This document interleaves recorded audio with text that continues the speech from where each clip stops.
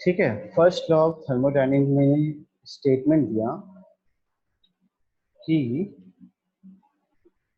energy can neither be created nor be destroyed, but it can change its form from one to another। ठीक है। लेकिन बाद में फिर उन्होंने मॉडिफाई किया क्या कि cyclic integration of heat input is equal to cyclic integration of work output. ठीक। और इसी को बाद में उन्होंने मॉडिफाई किया क्या कि delta Q is equal to delta U plus delta W. ठीक है, ये चीज आपने पढ़ा हुआ है क्या कि अगर हमने कोई भी हीट सप्लाई किया तो वो हीट सप्लाई की वजह से सम अमाउंट में वर्क कन्वर्ट होगा और प्लस सम अमाउंट में इंटरनल एनर्जी के फॉर्म में स्टोर हो जाएगा। ठीक है। जब ये इंट्रोड्यूस किया गया तब तो साइंटिस्ट ने कुछ क्वेश्चंस रेज किए। क्वेश्चंस रेज ऐसा हुआ कि जस्ट एक एग्जांपल लो कि आपके टेबल के ऊपर में एक चाय का कप है जो हॉट है। तो ये हॉट कप को अगर हम 10 मिनट के लिए छोड़ देते हैं तो वो अपने आप रूम टेम्परेचर पे कूल हो जाता है। तो मतलब स्टेटमेंट ये दिया गया कि भाई हीट जो है वो हायर ग्रेड से लोअर ग्रेड में कन्वर्ट हो जाता है ड्यू टू देयर कॉन्सेंट्रेशन। ठीक। इसी तरीके से दूसरा एक एग्जांपल दिया गया ये बैलून का। देखो कि अगर बैलून में अगर हवा भरी है हमने उसको ओपन कर दिया तो क्या होगा, तो हायर कॉन्सेंट्रेशन मतलब हाई प्रेशर वाला जो फ्लूइड था वो लो प्रेशर में मतलब एटमॉस्फेरिक प्रेशर में इक्वली डिस्ट्रीब्यूट हो जाएगा। ठीक।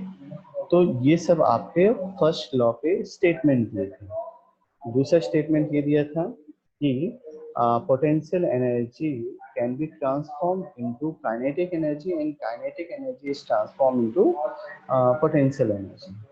ठीक। तो ये जब स्टेटमेंट दिया गया तो जो ये साइंटिस्ट थे इन्होंने फिर क्वेश्चन रेज की कि भाई अगर पूरा का पूरा वर्क ट्रांसफर होता है हीट में और हीट ट्रांसफर होता है वर्क में तो इसके बीच में क्या कुछ नहीं बचेगा। ठीक। एक मिनट, कुछ नहीं बचेगा। तो बोला कि नहीं बचना तो चाहिए। उसी तरीके से फिर सेकंड क्वेश्चन हुआ कि अगर हायर ग्रेड टेम्परेचर मतलब 50 डिग्री टेम्परेचर है तो वो अपने आप 25 रूम टेम्परेचर के इक्वल हो जाता है। तो क्या ये 25 डिग्री सेल्सियस अपने से सेल्फ से क्या वो हायर टेम्परेचर पे रेज हो सकता है। फिर बैलून का एग्जांपल, क्या बैलून अपने आप फूल सकती है। तो ये सब ऐसे डाउट्स थे जिन्होंने इसका लिमिटेशन क्रिएट किया। तो लिमिटेशन क्या स्टेटमेंट दिया, तो लिमिटेशन कहता है कि first law does not help to predict where the certain process is possible और नॉट। मतलब कि जैसे एग्जांपल मैंने बैलून कर लिया कि अगर बैलून को मैंने फुलाया तो मैंने क्या किया उसको प्रेशराइज किया मतलब ये एक एक्सटर्नल फोर्स अप्लाई किया। क्या बैलून खुद से फूल सकता है, तो इसके बारे में कोई प्रिडिक्शन। दूसरा प्रिडिक्शन ये बोला गया कि अगर मैं किसी एक इंजन को हीट सोर्स नहीं दूँ मतलब सोर्स ऑफ एनर्जी नहीं दूँ तो क्या वो खुद से क्रिएट हो सकता है, मतलब क्या वो इंजन खुद से चल सकता है। इसके बारे में भी कोई मतलब जवाब नहीं मिला। सेकेंड क्वेश्चन रेज हुआ कि some spontaneous process can be proceed in a particular direction only, but first law does not gives about direction। अब एग्जांपल लो जैसे हीट ट्रांसफर की बात करते हैं। क्यों ये क्या हमने क्या किया एक पर्टिकुलर एक प्लेट लिया एक मेटल का प्लेट लिया और उस मेटल के प्लेट को मैंने एक मतलब हीट करना चालू किया। तो हीट करने की वजह से वो चारों डायरेक्शन में हीट फ्लो होने लग गया। लेकिन ये हीट किस डायरेक्शन में ज़्यादा है या किस डायरेक्शन में कम है इसके बारे में मतलब डायरेक्शन के बारे में कोई इंफॉर्मेशन प्रोवाइड नहीं। थर्ड स्टेटमेंट दिया गया कि first law not provide sufficient condition for a certain process to take place. ठीक। अब इसका मतलब ये हुआ कि अब एग्जांपल हो जैसे आपकी बाइक है तो बाइक में आपने एनर्जी का सोर्स भी दे दिया और बाइक को आपने स्टार्ट भी कर दिया, लेकिन क्या वो खुद से रन कर सकता है, नहीं। तो रन करने के लिए आपको उसको एक्सेलरेट करना पड़ेगा, गियर्स डालने पड़ेंगे, एक्सेलरेट करना पड़ेगा तो ही वो प्रोसेस कंप्लीट होगा। तो ये जो प्रोसेस है, मतलब गियर डालो, एक्सेलरेट करो, ये सारी कंडीशंस उसने डिफाइन नहीं की। और फोर्थ स्टेटमेंट दिया गया कि first law stabilise equivalency between the amount of heat used and mechanical work, but does not specify the condition under which conversion of heat into work is possible, neither the direction in which heat transfer can be take place। ठीक है, तो मेरे ख्याल से मैंने ये आपको बता दिया क्या कि हीट ट्रांसफर होगा, ओके, हो तो रहा है, लेकिन किस डायरेक्शन में और उसके लिए कौन कौन से कंडीशंस एप्लीकेबल है, इसके बारे में उसने कोई स्टेटमेंट नहीं। तब सेकेंड लॉ ऑफ थर्मोडायनेमिक का फॉर्मेशन। तो दो साइंटिस्ट थे, एक था कैल्विन प्लैंक और दूसरे थे क्लॉसियस। तो कैल्विन प्लैंक एंड क्लॉसियस ने फिर स्टेटमेंट दिया कि जैसे हीट ट्रांसफर होता है from higher to lower medium itself, अगर आपको लोअर टू हायर मीडियम करना है, मतलब जस्ट एग्जांपल विंटर का टाइम है, विंटर के टाइम पे सराउंडिंग टेम्परेचर 22 डिग्री सेल्सियस है, तो 15 डिग्री सेल्सियस, तो आपको 22 पे रहना है, तो आपको क्या करना पड़ेगा, एक्सटर्नल फोर्स अप्लाई करना पड़ेगा। तो ये जो एक्सटर्नल फोर्स है, इसको डिफाइन किया गया है कैल्विन प्लैंक और क्लॉसियस स्टेटमेंट।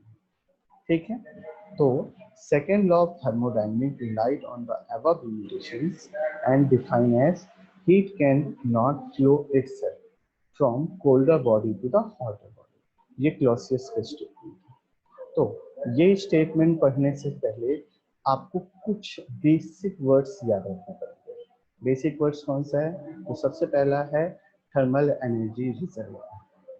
स्टेटमेंट ये दिया गया कि जैसे अब एक इमेजिन करिए कि एक बहुत भरा हुआ तालाब है। तो अगर भरा हुआ तालाब है और उसी के बगल में एक छोटा सा खाली तालाब है, तो जब तक मैं दोनों को कनेक्ट नहीं करूंगा तब तक दोनों के बीच में हीट का फॉर्मेशन या वाटर का ट्रांसफॉर्मेशन नहीं हो सकता। इसी तरीके से स्टेटमेंट दिया गया कि जो हमारा रिजर्वायर है, मतलब जहाँ पे हीट की क्वांटिटी अनलिमिटेड है, तो जो अनलिमिटेड क्वांटिटी रहेगी उसको हम बोलेंगे रिजर्वायर सोर्स। मतलब जहाँ पे अनलिमिटेड क्वांटिटी ऑफ हीट जो है वो स्टोर करके रखते हैं। मतलब आपके प्रैक्टिकल नॉलेज के लिए बताऊँ तो जैसे आपकी पेट्रोल की टंकी है, तो ये जो पेट्रोल की टंकी है, अब मैं इसे बोलूंगा सोर्स। ठीक है, हीट रिजर्वायर सोर्स। अब ये हीट रिजर्वायर सोर्स क्या करता है, तो हीट जो है वो हीट इंजन में देता है। इंजन में देने के बाद मतलब पिस्टन सिलेंडर के अरेंजमेंट में जैसे ये फ्यूल जाता है, जो चार्ज बोलते हैं, ये चार्ज जो है वो अल्टीमेटली इंजन के अंदर जाएगा, वहां पे बम बारिंग होगी और बम बारिंग के बाद वो जो है वो उसको मैकेनिकल वर्क में कन्वर्ट कर देगा, जिससे हम नाम देंगे वर्क डन। अब वर्क डन हो जाने के बाद अब जो भी एक्स्ट्रा हीट बच रही है उसे मुझे इन्वायरमेंट में फ्लो करना पड़ेगा। तो ये जो फ्लो होगा वो कहाँ जाएगा, तो वो जाएगा रिजर्वायर, जिसको हम बोलेंगे सिंक। ठीक है, सोर्स जहां से आ रहा है और सिंक मतलब जहां पे ये रिजर्वायर में एनर्जी जो है वो डिसिपेट होगी। ठीक है, चलिए इसके बाद उसने डिफाइन किया कि हीट इंजन क्या है। याद कर लीजिए, heat engine is a device that can convert chemical energy of fuel into the thermal energy, and this thermal energy is further converted into mechanical work। याद हो गया क्या कि heat engine is a device that can convert chemical energy of fuel into thermal energy, and this thermal energy is further converted into mechanical work. कैसे हुआ वो बता दे रहा हूँ। क्यों, क्योंकि हमने फ्यूल यूज किया है, तो फ्यूल के अंदर में कार्बन और हाइड्रोजन की जो बॉन्डिंग होती है, तो उसमें केमिकल एनर्जी है। ये केमिकल एनर्जी जब एयर के साथ मिलके ऑटोमाइज्ड होती है। वर्ड याद कर लीजिए, ऑटोमाइज्ड। ऑटोमाइज्ड का मतलब क्या होता है कि स्मॉल स्मॉल पार्टिकल्स फ्यूल के जब एयर के साथ मिलते हैं, तो ये जिसको हम लोग अपनी लैंग्वेज में चार्ज बोलते हैं, ये एक्चुअली चार्ज जो है वो ऑटोमाइज्ड है। मतलब स्मॉल स्मॉल मॉलिक्यूल्स किसके, तो फ्यूल के और एयर के एक दूसरे के साथ मिक्स हो जाते हैं। तो ये अब इसे हम क्या किए, इंजन के अंदर डाले, इंजन में इसका टेम्परेचर प्रेशर बढ़ाए और एक्चुअली फिर लास्ट में इसमें स्पार्क प्रोड्यूस करके बम्बार्डिंग करते हैं। और बम्बार्डिंग करने की वजह से हमें थर्मल एनर्जी मिलती है, ठीक है। और ये थर्मल एनर्जी बाद में जब पिस्टन अप एंड डाउन जब मूव होता है तो उसमें ये मैकेनिकल वर्क में कन्वर्ट होता है। क्लियर है? चलिए, तो आज से अब इसमें इसने एक्सप्लेन किया कि थर्मल इफिशिएंसी क्या है। तो इफिशिएंसी का आपको फॉर्मूला याद रखना है भाई, ये आप लिख भी लीजिए कि फॉर्मूला है what we get divided by what we pay. ठीक है, आज से आपको इफिशिएंसी का जो फॉर्मूला याद करना है वो ये है, हमेशा लाइफ टाइम के लिए ना। तो अब हमें, अगर मैं इस इंजन की बात कर रहा हूँ तो इस इंजन में जैसे आपने ये डायग्राम देखा, तो इसमें हमने क्या किया, व्हाट वी गेट, तो हमारा जो गेट हुआ वो वर्क डन था। और व्हाट वी पे, तो हमने जो हीट सप्लाई किया वो हमारा पेमेंट था, कि इस पेमेंट के बेसिस पे हमें ये वर्क डन मिला। तो जब मैं इसे अब अगेन इस डायग्राम में कन्वर्ट करूंगा तो स्टेटमेंट दिया गया कि Q1 क्वांटिटी में हीट सप्लाई किया गया और Q2 क्वांटिटी में हीट जो है वो सिंक को मिला। तो ये जो सोर्स था और ये जो सिंक था, ये दोनों के बीच में जो मुझे वर्क डन मिला वो W मिला। अब ये W कितना है, तो ये वर्क डन कितना है, तो it is the difference between heat source and heat sink. मतलब कितना हुआ, तो हमने स्टेटमेंट दिया कि Q1 क्वांटिटी में डाला गया, Q2 क्वांटिटी में बाहर निकल गया, तो ये दोनों का जो बीच का डिफरेंस बचा उसे मैं बोलूंगा वर्क डन। और डिवाइडेड बाई क्या मैंने पे किया, तो मैंने पे किया हीट ट्रांसफर, मतलब Q1 पे किया, तो हमारा फॉर्मूला बना यहाँ पे Q1। तो अल्टीमेटली जो इक्वेशन मतलब जनरेट हुआ वो हुआ 1 माइनस Q2 अपॉन Q1। ठीक है, ये याद रखना है क्या, efficiency is equal to what we get divided by what we pay. और व्हाट वी गेट तो वर्क डन, और वर्क डन कैसे हुआ, तो Q1 माइनस Q2 के फॉर्म में। क्लियर? चलिए, इस चीज को इसने यहाँ पे एक्सप्लेन कर दिया क्या, efficiency is equal to output upon input, या what we get divided by what we pay. तो W नेट अपॉन में Q1 और Q आउट मैंने Q इन अपॉन Q1। ठीक है, चलिए अब इस चीज को यहाँ पे इसने बॉयलर के केस से समझाने की कोशिश की कि कैसे ये एक्सप्लेन है। स्टेटमेंट ये दिया गया है कि बॉयलर क्या है, तो इट इज, मतलब हमने पहले ही चर्चा कर ली है कि boiler is a device that can generate steam, okay, with the compensation of heat which is generated at the furnace। तो हमने क्या किया, फर्नेस से हीट लिया और ये हीट को बॉयलर के अंदर डाला। एट द सेम टाइम यहाँ पे पहले से पानी रखा हुआ है जो हीट होके स्टीम में फॉर्म में कन्वर्ट हुआ। तो जो ये हीट आया ये कहाँ से आया, फर्नेस से आया। और कौन सी क्वांटिटी में आया, तो उस क्वांटिटी का नाम हुआ Q1। अब जब ये बॉयलर से हमारा यहाँ पे एक मेन पाइप होता है, ये पाइप में जब मुझे मेरा जितना मेरे को चाहिए, तो मान लो 20 बार का प्रेशर अगर अचीव करना है, और अगर प्रेशर स्टीम का 20 बार हो गया, तो ये प्रेशर को मैं कहाँ दिया, टरबाइन के अंदर दिया। और टरबाइन के अंदर में ये क्या किया, तो इसमें जो फिन्स लगे हुए हैं या टरबाइन ब्लेड्स लगे हुए हैं, ये ब्लेड मूव करेंगे और ये मूवमेंट की वजह से जो शाफ्ट है वो रोटेट होने लग जाएगा, और ये शाफ्ट जो है वो इलेक्ट्रिसिटी जनरेट करेगी। और जनरेट करने के बाद अब एक रफ कैलकुलेशन बोला जाता है कि अगर हमने 1 kg स्टीम टरबाइन के अंदर डाला तो उसमें से 60% जो है वो एग्जॉस्ट हो जाती है और केवल 40% जो है वो बाहर आती है। ठीक, तो 40% जो बाहर आए ये इतनी कैपेबल नहीं है कि ये टरबाइन को दोबारा रन कर सके। तो वो क्या करते हैं, अल्टीमेटली ये हमारा वेस्ट हीट होता है। तो वेस्ट हीट को हम लोग कूलिंग टावर में डालते हैं, जिससे वर्ड यूज करते हैं कंडेंसर। अब कूलिंग टावर क्या करता है, तो ये जो वेस्ट हीट है 40%, मतलब एग्जांपल लिया जाए जैसे 1 kg है तो 60 मतलब 600 ग्राम्स उड़ गया, केवल 40 ग्राम्स बचा, और 40 ग्राम्स जो है वो जो स्टीम है वो कैपेबल नहीं है दोबारा टरबाइन चलाने के लिए, तो हमने क्या किया, ये 40% स्टीम को अगेन वाटर के फॉर्म में कन्वर्ट कर दिया, इसलिए इसका नाम दिया गया है कंडेंसर, जहाँ पे ये स्टीम जो है अगेन वाटर के फॉर्म में कन्वर्ट होती है। और जब ये कन्वर्ट होता है तो इससे Q2 क्वांटिटी में हीट जो है वो सोर्स मतलब सिंक में रिलीज हो जाती है, और सिंक हमारा क्या है, तो हमारा सिंक एटमॉस्फेयर है। अब जैसे यहाँ पे ये लिक्विड के फॉर्म में कन्वर्ट हुई, फिर से हम इसमें मेकअप वाटर मिलाते हैं और पंप के थ्रू ये वाटर को हम लोग बॉयलर के अंदर में सेंड करते हैं।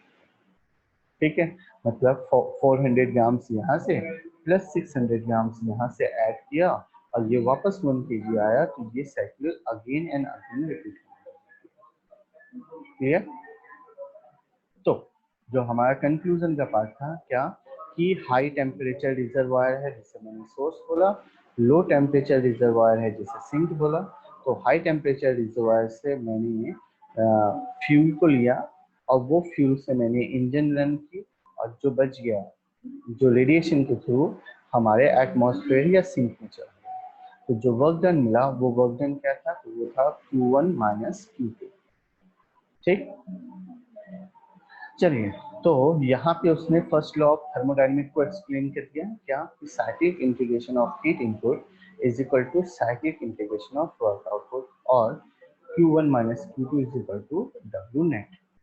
ठीक, तो आपका जो एफिशिएंसी जो मैंने पहले बोल दिया था कि एफिशिएंसी क्या हुआ, तो वर्क डन अपॉन में हीट सप्लाई, और Q1 minus Q2 upon Q1 into 100, और हमने क्या किया, इन दोनों को ओपन किया, मतलब Q1 upon Q1 minus Q2 upon Q1, तो ये एक दूसरे से कैंसिल आउट हुए, इसलिए 1 आ गया, 1 minus Q2 upon Q into 100।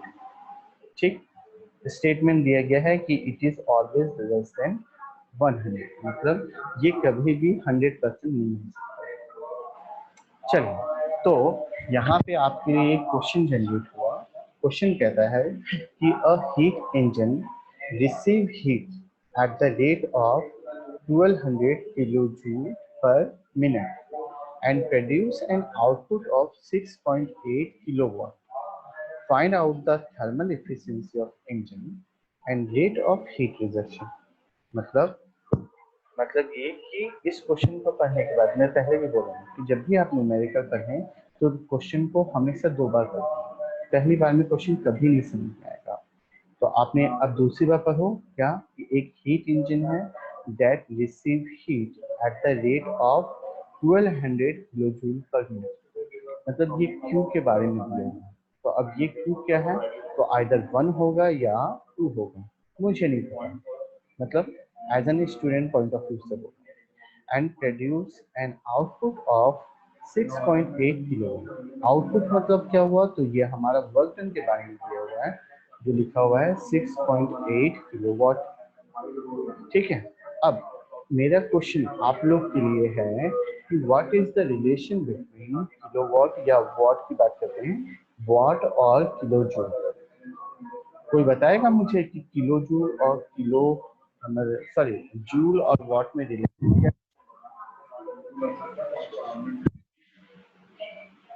भाई ये क्वेश्चन सभी स्टूडेंट्स के लिए है, आप मुझे आंसर दीजिए कि what is the relation between what and joule.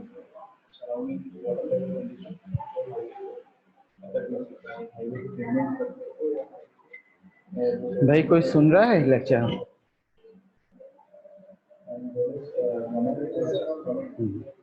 तो आप कुछ आइडिया है कि ये वॉट और जूल में क्या रिलेशन है?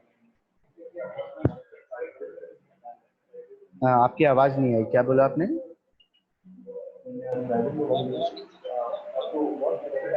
1 watt is equal to 1 joule. भाई भाई भाई, हाँ, तो अजय मौर्य ने पहले करेक्ट आंसर दिया। भाई आपके पास +2 मार्क्स हैं। Actually 1 watt is equal to होता है, नहीं, पहले अजय मौर्य ने दिया। ये लिखा है क्या कि 1 watt is equal to 1 watt is equal to joule per second. ठीक है, तो अब अगर ये फॉर्मूला मतलब ये अगर आपको याद है तो इसके बेसिस पे अब देखिए आपके पास यहाँ पे लिखा हुआ है 1200 किलो जूल पर मिनट। अभी भी ये डाउटफुल है कि ये क्या है, तो फिर हमने क्वेश्चन करा find out the thermal efficiency. तो मुझे एफिशिएंसी निकालनी है of the engine and rate of heat rejection. तो रेट ऑफ हीट रिजेक्शन क्या हुआ, तो वो हमें Q2 के बारे में बोलते हैं। तो ऑब्वियस सी बात हो गई कि हमारे पास यहाँ पे Q1 की वैल्यू है जो है 1200 किलो जूल पर मिनट। अब मुझे पता है कि यहाँ पे जूल पर सेकंड में होना चाहिए, तो इस मिनट को पहले मैं जूल पर सेकंड में कन्वर्ट कर दूं। तो जब मैं इसको कन्वर्ट करूंगा तो ये हो गया 1200 डिवाइडेड बाय 60 और इसका आंसर आया 20, मतलब 20 किलो जूल पर सेकंड आपके पास गिवन दिया हुआ है। ठीक है, अब तो इसके बेसिस पे अब देखो आपके पास वर्क डन दिया हुआ है। वर्क डन क्या होता है, तो heat supply minus heat rejection. तो work done minus heat supply, okay change करते हैं, तो ये इस तरफ आ गया, ये इस तरफ आ गया। तो इक्वेशन बना Q2 is equal to Q1 minus work done.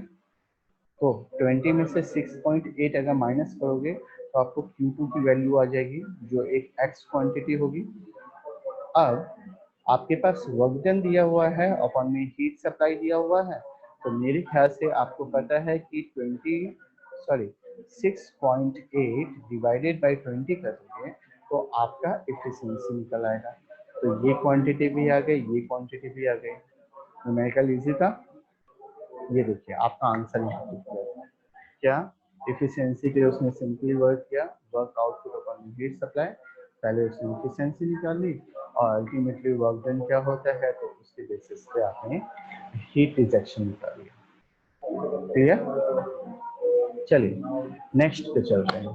तो अब जब कैल्विन प्लैंक और क्लॉसियस ने स्टेटमेंट दिया तो वहां पे उन्होंने दो नए वर्ड्स को इंट्रोड्यूस किया।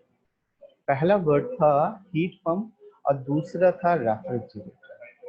तो आप लोगों के लिए मेरा फिर से एक क्वेश्चन आया कि रेफ्रिजरेटर और एयर कंडीशनिंग में बेसिक डिफरेंस क्या है, कोई बताएगा मुझे?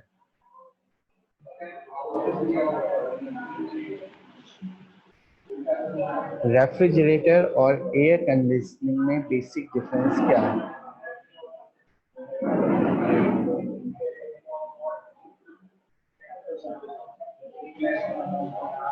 भाई सुन रहे हो? हेलो हेलो टेस्टिंग, कुछ सुन रहा है? तो तो आप बताइए कि रेफ्रिजरेटर क्या होता है। आपके घर में शायद फ्रिज है, तो फ्रिज क्या करता है?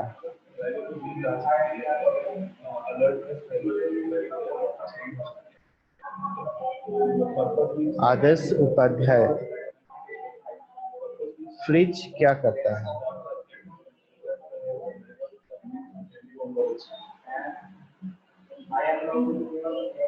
ठंडा करता है, सिंपल लैंग्वेज में ठंडा करता है ना। ठीक, तो अगर आपको गर्मी लगती है आप फ्रिज में बैठ जाते हो?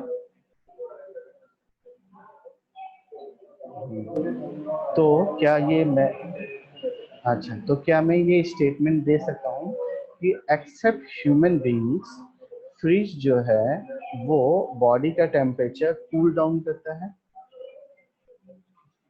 एक्सेप्ट ह्यूमन बीइंग्स या लिविंग थिंग, हाँ बराबर है। तो एसी क्या कहता है? हाँ, तो वो भी ठंडा करता है, तो फिर दोनों में डिफरेंस क्या हुआ?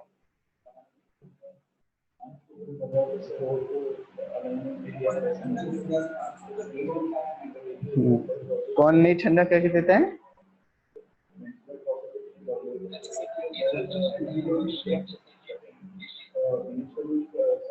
भाई अच्छा, तो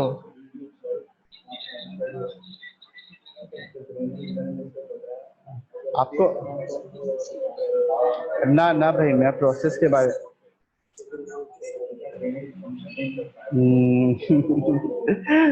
आपको पता है गेट आई थिंक 2000 शायद 16-17 का एक क्वेश्चन आया है। क्वेश्चन ये कह रहा है कि एक क्लोज चैम्बर है, मतलब जस्ट इमेजिन करिए कि आज आप जिस रूम में है, मैं उस रूम की बात कर रहा हूँ, ठीक है। उस रूम का डायमेंशन दिया हुआ है और बोला गया है कि मैं चारों तरफ से बंद कर दिया और अजय को उस रूम में बैठा दिया। अजय को गर्मी लग गई, गर्मी लगने लग गई, तो अब मैंने क्या किया, वहां पे जो फ्रिज रखा हुआ था उस फ्रिज को ओपन किया। अब जब मैं फ्रिज को ओपन करूंगा तो कंडीशन बताइए, अजय को ठंडी मतलब ठंडक मिलेगी कि अजय को और गर्मी लगेगी, और अपना आंसर जस्टिफाई करिए क्यों।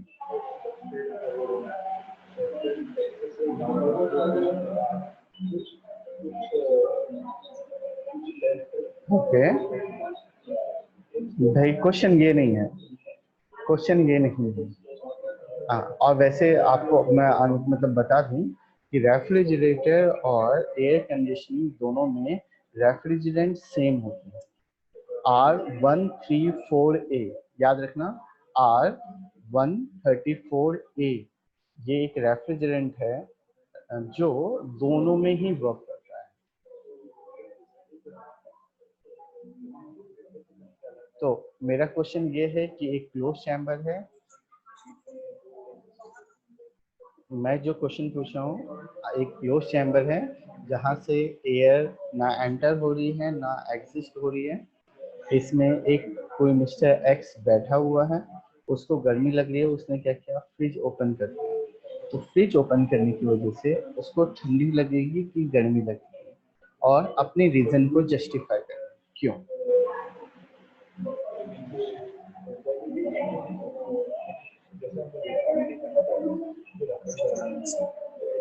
जस्टिफाई करिए क्यों।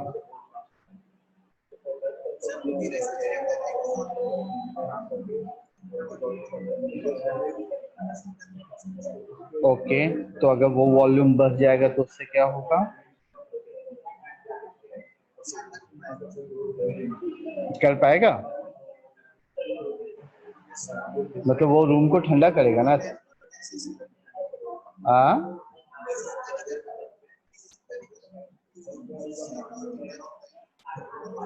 तो मतलब आपका स्टेटमेंट ये है कि उस मिस्टर एक्स को मतलब थोड़ी सी ठंडी लगनी चालू हो जाएगी, ऐसा। और कोई आंसर भाई, और कोई आंसर।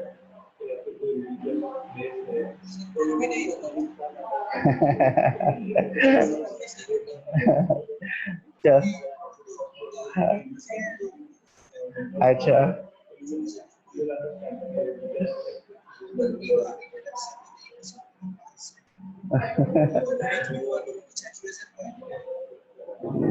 चलो, और कोई आंसर।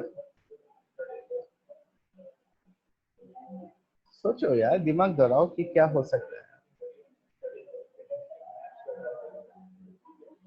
एक्चुअली आंसर ये है कि उस मिस्टर एक्स को गर्मी लगने लग जाएगी। अब गर्मी क्यों लगने लग जाएगी, तो लॉजिक ये है कि जो हमारा रेफ्रिजरेटर है वो एक फिक्स वॉल्यूम के लिए बनाया गया है, ठीक। जब ये फिक्स वॉल्यूम है तो उसी के रेटेड एक कंप्रेसर लगाया गया है। मतलब जस्ट आप एक एग्जांपल, आप अपने घर का फ्रिज देखिए कि वो एक कंट्रोल मतलब कांस्टेंट फिक्स वॉल्यूम वाला पार्ट है, और उसके लिए एक छोटा सा कंप्रेसर लगाया गया। जैसे आपने फ्रिज को ओपन किया तो आपका जो सिस्टम, पहले वो जो केवल फ्रिज था, अब सिस्टम आपका वो बड़ा सा रूम बन गया। अब ये बड़े से रूम को जब कूल करना पड़ेगा तो कंप्रेसर को आइडेंटिफाई होगा कि भाई ये रूम को कूल करना है, तो वो क्या करेगा, और तेजी से हीट जनरेट करेगा, मतलब वर्क करेगा। और जो कंप्रेसर वर्क तेजी से करने लगेगा तो वो जितना हीट एब्जॉर्ब नहीं करेगा उससे ज्यादा वो कंप्रेसर खुद से हीट जनरेट करने लग जाएगा। बात समझ में आई। मतलब अब जैसे कि एक एग्जांपल दे रहा हूँ कि अगर एक सेवेंथ के बच्चे को मैं मार पीट करके इंजीनियरिंग पढ़ाऊँ तो क्या पढ़ेगा वो, उसकी कैपेसिटी ही नहीं है। तो यही स्टेटमेंट कंप्रेसर के साथ है कि कंप्रेसर को एक फिक्स वॉल्यूम के लिए बनाया गया है। जैसे ही वॉल्यूम बढ़ेगा तो उस कंप्रेसर को एक्स्ट्रा वर्क करना पड़ेगा और ये एक्स्ट्रा वर्क की वजह से वो खुद ही इतना हीट जनरेट करने लग जाएगा कि वो रूम जो है वो कूल डाउन होने की जगह पे हीट अप होने लग जाएगा। ठीक है, तो आपका जो पहला क्वेश्चन था, क्वेश्चन ये था कि what is the basic difference between refrigerator and air conditioner. तो आपको आंसर देना है कि एक्सेप्ट लिविंग बींग्स या ह्यूमन बींग्स, जो भी सारी चीजें हैं उन सबको कूल डाउन करने के लिए हम रेफ्रिजरेटर यूज करते हैं, और ह्यूमन बींग्स और लिविंग बींग को ठंडा होने के लिए उसके लिए हम लोग एयर कंडीशनर यूज करते हैं। तो यहाँ पे ही आपका स्लाइड चालू हुआ कि हीट पंप और रेफ्रिजरेटर क्या है। तो अगर सराउंडिंग टेम्परेचर बहुत ज़्यादा हाई है और ये हाई की वजह से आपको मतलब जो भी सिस्टम आपने कंसिडर किया, जैसे एग्जांपल लो, एक तपेली दूध रखी हुई है, एक बाउल में दूध रखा है और आपको पता है कि समर के टाइम पे ये दूध अगर मैं बार बार गर्म ना करूँ और केवल एक बार गर्म करके अगर रख दूँ एटमोसफेयर में तो वो खराब हो जाता है। तो मुझे उसको कूल डाउन करना है, तब वहाँ पे मुझे रेफ्रिजरेटर यूज करना है। अब इसका उल्टा, एक ह्यूमन बीइंग है, विंटर के टाइम पे उसको बहुत ज़्यादा ठंडी लग रही है, तो उसने क्या किया, चारों तरफ से रूम बंद किया। बंद करने के बाद जब वो हीटर यूज कर रहा है, हीटर रूम हीटर यूज कर रहा है, तो रूम हीटर क्या करता है, हीट एब्जॉर्ब मतलब लोअर से हीट ले रहा है और हायर में वो ट्रांसफर कर रहा है। क्या बोला, लोअर से हीट ले एब्जॉर्ब कर रहा है और हायर सोर्स या सिस्टम में उसको सेंड कर रहा है, उसको बोलेंगे हम हीट पंप। ठीक, दोनों का काम एक दूसरे से अपोजिट है। रेफ्रिजरेटर का काम सिस्टम को ठंडा करना है और हीट पंप का काम सिस्टम को गर्म करना है। याद रहेगा। चलिए, तो वर्ड है heat pump is a thermodynamic system operated in a cycle which absorb heat from a lower body and reject to the higher body। ये बात समझ में आई, मतलब कैसा, तो सराउंडिंग टेम्परेचर 15 डिग्री सेल्सियस, आपका रूम टेम्परेचर भी 15 है, लेकिन आपको क्या करना है, उसको इंक्रीज करके 22 करना है। तो हमने क्या किया, यहाँ पे हीटर लगाया, उसको एक एक्स्ट्रा सोर्स दिया, ये हीटर क्या कर रहा है, तो यहाँ से हीट ले रहा है, एब्जॉर्ब कर रहा है और रूम के अंदर में हीट ट्रांसमिट कर रहा है, तो इसे मैं बोलूँगा heat pump. Refrigerator and heat pump operate on the same cycle but differ in their objective। इनके मोटोज जो हैं वो अलग हैं। The objective of heat pump is to maintain the heating space at the higher temperature, is accompanied by absorbing heat from the lower reservoir, generally atmospheric air, and supply this heat to the higher temperature body such as house। ठीक है, and objective of refrigerator is to maintain a cooling space at the lower temperature, is accompanied by removing heat from a cooler space and reject this heat to the higher temperature reservoir।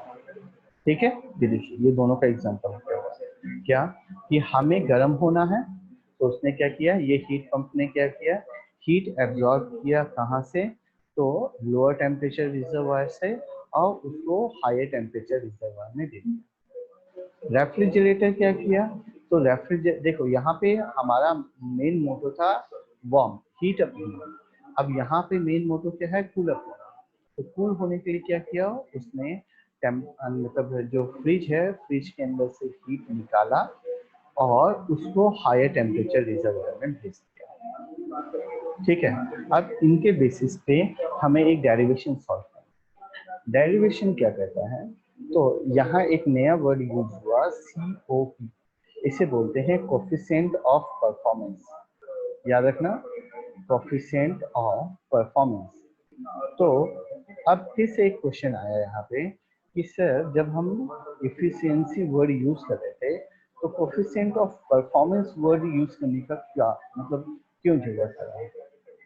तो answer याद रखना कि जब कोई एक system है, ठीक है, और ये वर्क डन प्रोड्यूस कर रही है, ठीक है, तब जब ये वर्क डन प्रोड्यूस करेगी तब हम इसे इफिशिएंसी बोलते हैं।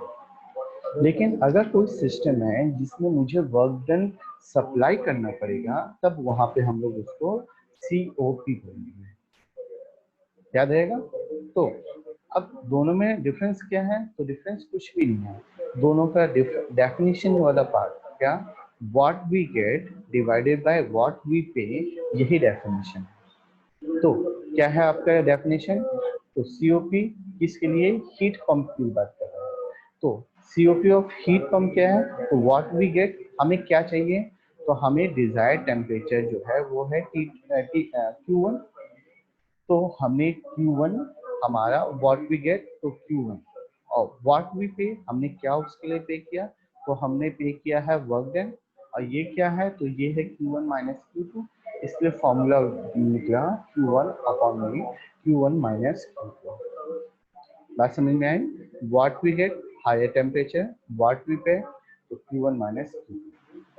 इसी तरीके से रेफ्रिजरेटर का आएगा कि व्हाट वी गेट, रेफ्रिजरेटर में हमें क्या चाहिए? तो Q2 चाहिए। तो Q2 चाहिए और उसके लिए हमने क्या पे किया? तो वर्क डन पे किया, और वर्क डन क्या होगा? तो Q1 माइनस Q2। तो COP ऑफ रेफ्रिजरेटर क्या बना? Q2 अपॉन में Q1 माइनस। अब जब मैंने ये दोनों इक्वेशन को एक दूसरे से इक्वेट किया तो मुझे ये आइडेंटिफाई हुआ Q1 minus Q2 upon Q1 minus Q2 is equal to 1। मतलब कंक्लूजन दिया गया है कि COP of heat pump is always greater than plus, मतलब 1 से COP ऑफ रेफ्रिजरेटर से हमेशा बड़ा है। मतलब अगर COP ऑफ रेफ्रिजरेटर 1.25 है और आपसे पूछा गया है कि COP ऑफ हीट पंप कितना होगा, तो 1.25 प्लस 1 इज इक्वल टू 2.25। ये आपको याद रखना। ओके, चलिए तब अगेन आपके लिए फिर से क्वेश्चन आया। क्वेश्चन स्टेटमेंट देता है कि a heat pump is used to maintain a conference at 20 degrees Celsius when the surrounding temperature is 8 degrees Celsius. Calculate power required to run the heat pump if the COP is 4. Slide. क्या बोल, change नहीं हुआ?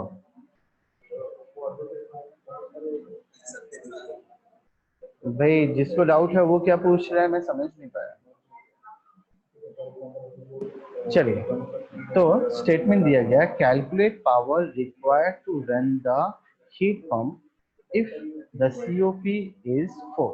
तो मेरे ख्याल से हमें एक वर्ड पता चल गया कि COP जो है वो 4 है, and heat loss from room.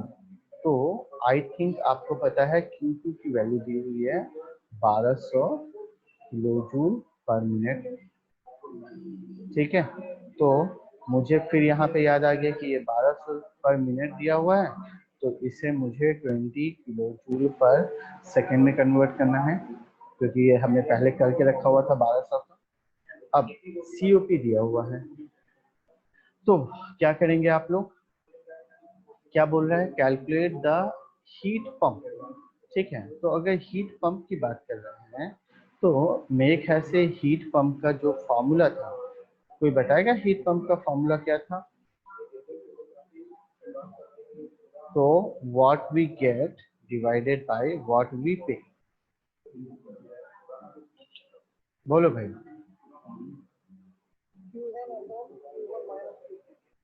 Q1 upon Q1 minus, चलो, और उसकी वैल्यू यहाँ पे 4 दी हुई है, यहाँ पे Q2 की वैल्यू आपको दे के रखी है। तो क्या आप इससे Q1 निकाल सकते हैं? भाई क्या Q1 निकल सकता है?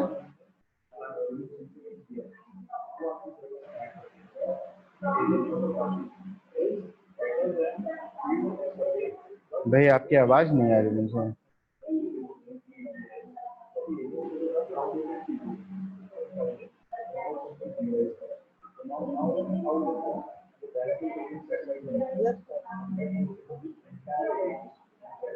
देखो स्टेप्स लिख रहा हूँ ना।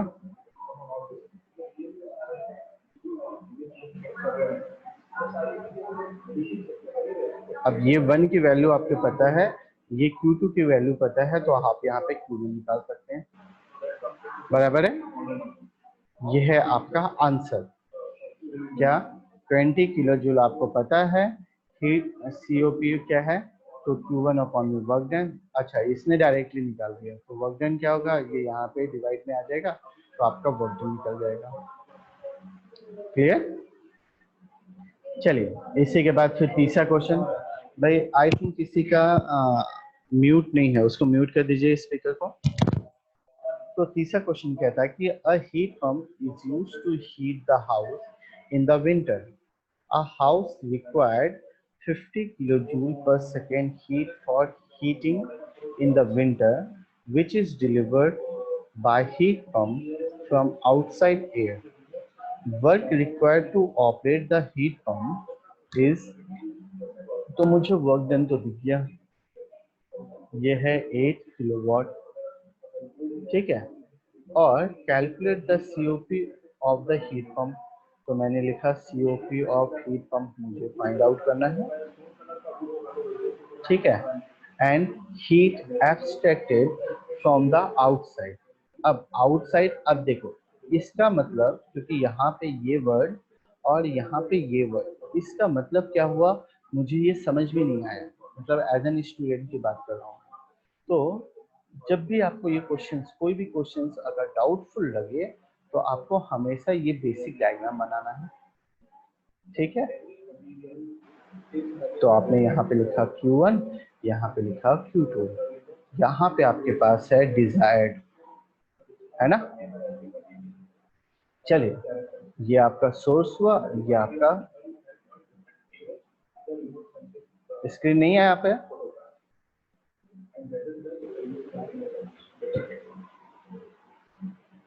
मतलब स्क्रीन आपके सामने आ ही नहीं रही है ऐसा।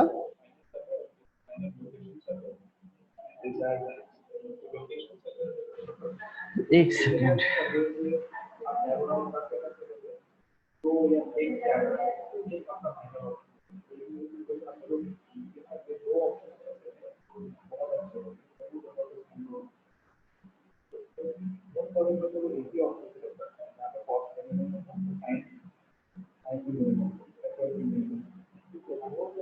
आ गई। चलिए, तो हाँ, हम लोग थर्ड क्वेश्चन में थे। क्या बोला उसने कि आपका वर्क डन दिया हुआ है 8 किलोवाट और COP आपको फाइंड आउट करना है, और आपको ये आइडेंटिफाई करना है कि Q1 की वैल्यू दी है कि Q2 की वैल्यू दी है, ठीक है। तो मैंने आपको ये बोला कि जब भी आपको ये हम डाउट आए, क्योंकि ये डाउट हमेशा आपके पास रहेगा ही रहेगा, तो जब भी डाउट आए तो आपको हमेशा ये फिगर बनाना पड़ेगा, ठीक है। तो ये वर्क डन हुआ, ये आपका Q1 डिजायर्ड है, और ये आपका Q2 आपकी रिक्वायरमेंट, मतलब आपने हीट लिया। अब देखो क्वेश्चन को फिर से एक बार पढ़ रहे हैं कि a heat pump is used to heat the house in the winter. तो विंटर में हीट पंप से हीट को गर्म कर रहे हैं।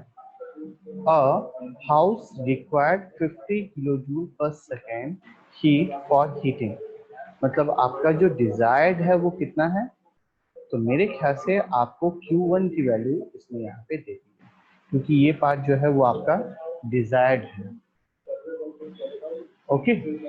डिजायर्ड है, तो अब Q1 की वैल्यू मिल गई है, वर्क डन मिल गया है, तो आप COP निकाल सकते हैं। क्यों? क्योंकि फॉर्मूला क्या है, Q1 में Q1 अपॉन में W, और अल्टीमेटली W का फॉर्मूला क्या हुआ, तो Q1 माइनस Q2, तो इसके बेसिस पे Q1 दिया हुआ है, W दिया हुआ है, तो आपको Q2 निकाल दोगे, ठीक है। ये देखिए Q1 की वैल्यू दी है, वर्क डन दिया हुआ है, जिसको आपको किलो चलेगा, ये तो आपको पता ही है।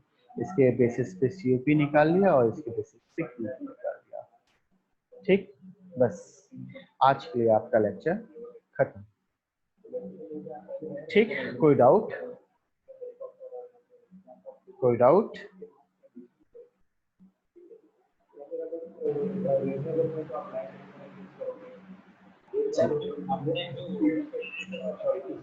हम्म,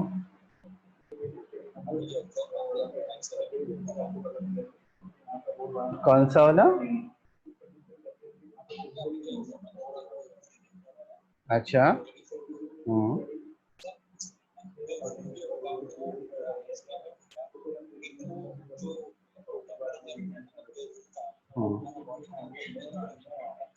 अरे भाई मैंने तो कंडीशन दी ना कि पहले मैंने उसमें हीटर रख रखा है और मिस्टर एक्स को गर्मी लगने लग गई है। ठीक है, मतलब समझो कि जब आपका रूम एक बड़े साइज में है, सबसे इम्पोर्टेंट क्या है कि ये जो हमारा कंप्रेसर है वो एक पर्टिकुलर फॉर्म के मतलब एक पर्टिकुलर स्पेस के लिए ही डिजाइन किया गया। लेकिन जैसे ही आपने फ्रिज ओपन किया तो आपका अब सिस्टम क्या हो गया, तो सिस्टम वो बड़ा सा रूम हो गया। अब ये जो सिस्टम मतलब ये जो बड़ा सा रूम है, हमारा कंप्रेसर इसके लिए डिजाइन किया गया है। तो जैसे ही उसको एक बड़ा मतलब स्पेस या सिस्टम मिल जाएगा, बड़ा स्पेस मिल जाएगा, तब उसको क्या करना है, उसका काम तो कूल डाउन करने का है। तो वो कूल डाउन करने के लिए कंप्रेसर जो है बहुत तेजी से काम करेगा। इसका प्रैक्टिकल एग्जांपल दिखाता हूँ। तो आप अपने घर का फ्रिज ओपन करते हो, फ्रिज ओपन करने के बाद 2 मिनट रखो और फ्रिज को वापस क्लोज कर दो, तो आपको एक सी आवाज आनी चालू हो जाती है कंप्रेसर के अंदर में। ऐसा लगता है कि कुछ स्टार्ट हुआ। तो एक्चुअली होता क्या है कि हाँ, एक्चुअली होता क्या है, जैसे आपने मतलब सिस्टम को वापस क्लोज डाउन किया तो कंप्रेसर को ये आइडेंटिफाई होता है कि अंदर का जो टेम्परेचर है जो मेंटेन किया गया है 4 डिग्री सेल्सियस पे, वो टेम्परेचर जो है वो बढ़ जाता है समथिंग 10, 15 और 20 तक पहुंच जाता है, क्योंकि आप जितनी देर वो फ्रिज को ओपन करो। तो वापस उसको 4 डिग्री पे लाने के लिए कंप्रेसर को फिर तेजी से रेफ्रिजरेंट को फ्लो कराना चालू करना पड़ता है। तो इसलिए उस समय वो खट से आवाज आता है, फिर अपना कंप्रेसर चालू हो जाता है। ठीक है, चलिए आज की अटेंडेंस ले लेते हैं भाई। Roll number 1, 2, 2, 3, 3, 4, 3, 5, 6। भाई आप अपने मतलब मैं जो बोलूंगा तो आप प्रेजेंट मत बोलिए, आप अपना वापस रिपीट करिए। जैसे मैंने 6 बोला तो आप भी 6 बोलिए। 7, 8, 9, 10, 11, 12, 13, क्या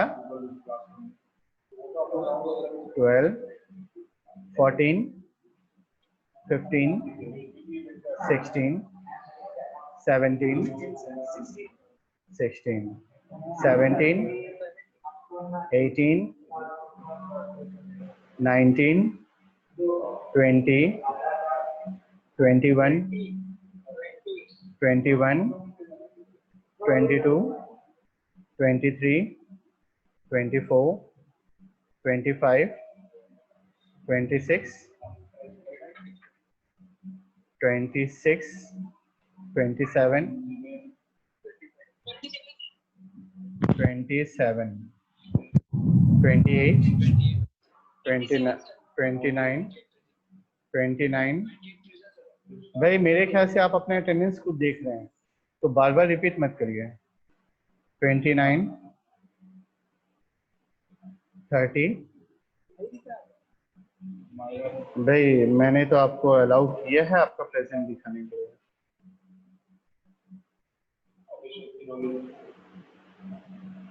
भाई दिख रहा है यार, मतलब मुझे तो यहाँ दिख रहा है कि आपको दिख रहा है।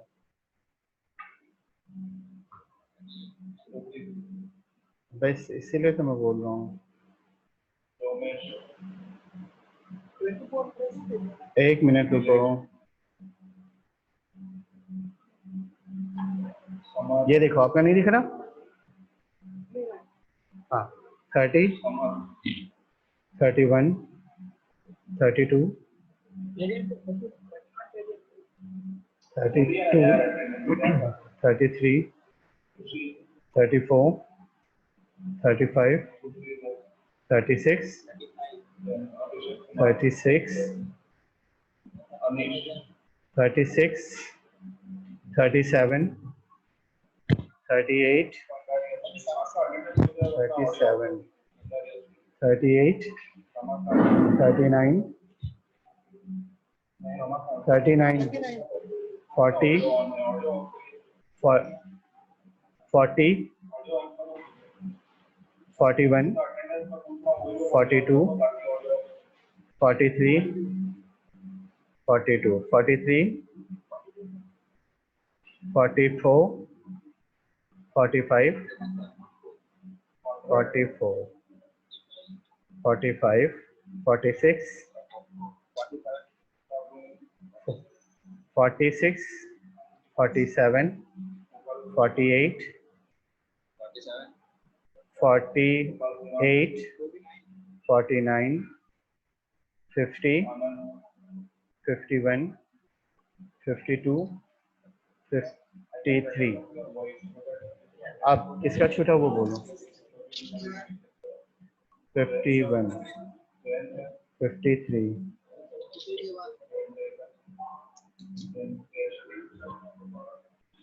हेलो एक्सक्यूज मी सर, ये आज का अटेंडेंस 13 जुलाई में लग गया। ऊपर आपको 13 जुलाई का अटेंडेंस भाई आज की अटेंडेंस बोलो बस। हो गया सभी का? हाँ 24। ओके, और कोई?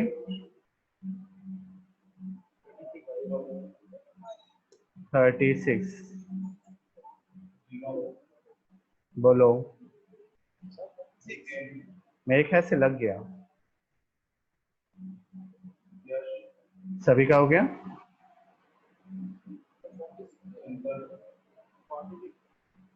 फोर्टी सिक्स कौन बोल रहा है? ठीक है भाई, बोले ना आप अपना भाई आप अपना केवल इनरोलमेंट नंबर बोलिए बस। सभी का हो गया? चलो, आज अजय मोरा को +2 मिला ना। आज क्लियर हो गया? Thank you very much.